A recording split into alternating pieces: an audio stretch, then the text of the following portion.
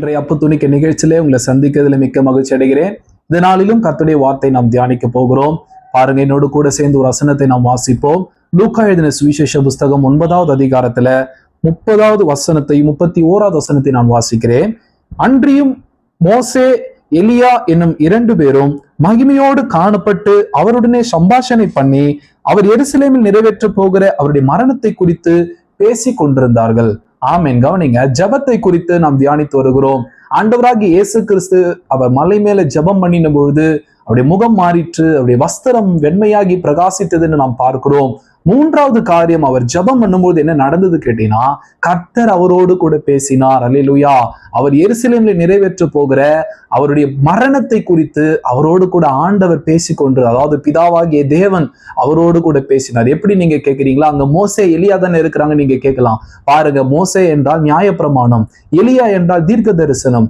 இந்த 2 பேரும் சேர்ந்ததுதான் வேத வசனம், அதாவது வேத புத்தகம். இந்த புத்தகம் முழுமையும் நியாயப்பிரமாணத்தினாலும் தீர்க்க தரிசனங்களாலும் இது நிரம்பி இருக்கிறதுனால அன்று இயேசுவோடு கூட பேசினது கர்த்தர். அல்லேலூயா. பாருங்க, அதே போலதான் இன்னைக்கு உங்க கூட ஆண்டவர் பேசுவார்.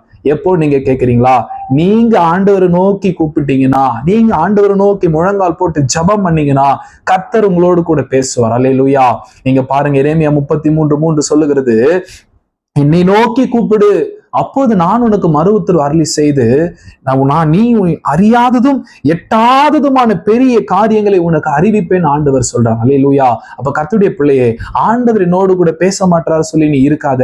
நீ முதலாவது கர்த்தரை நோக்கி கூப்பிடு. நீ கூப்பிடும்போது கர்த்தர் உன்னோடு பேசுவார். பாருங்க, தாவீது ஒரு சிக்கலாக அனுபவம் வாழ்க்கையில 1 சாமுவேல் 30வது அதிகாரத்தை நாம் பார்க்கிறோம். அவருடைய மனைவி பிள்ளைங்களை எல்லாம் அவங்க கொண்டு போயிறாங்க அமலேக்கியர்.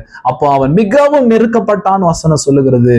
அவன் ஜனங்கள் எல்லாரும் கல்லெறிய பார்த்தார்கள் வசனம் சொல்லுகிறது. தாவீது கர்த்தருக்குள்ள தன்னை திடப்படுத்தி கொண்டு அவர் செய்த காரியம் என்ன தெரியுமா? அவன் கர்த்தரை நோக்கி கூப்பிட்டான். ஆண்டவரே, நான் இதை பின்தொடரவா?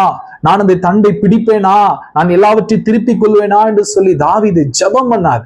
ஆண்டவர் அவருக்கு சொன்னார், நீ அந்த தண்டை பின்தொடர், நீ அதை பிடித்து சகலத்தையும் திருப்பிக் கொள்வாய் சொல்லி ஆண்டவர் மறு உத்தரவு கொடுத்தார். அல்லேலூயா.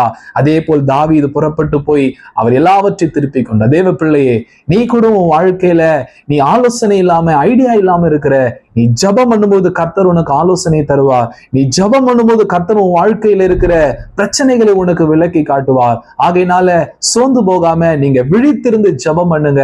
கர்த்தர் உங்களோடு கூட பேச வல்லமை உள்ளவராய் இருக்கிறார். கர்த்தர் தாம் உங்களை ஆசீர்வதிப்பாராக. ஆமென்.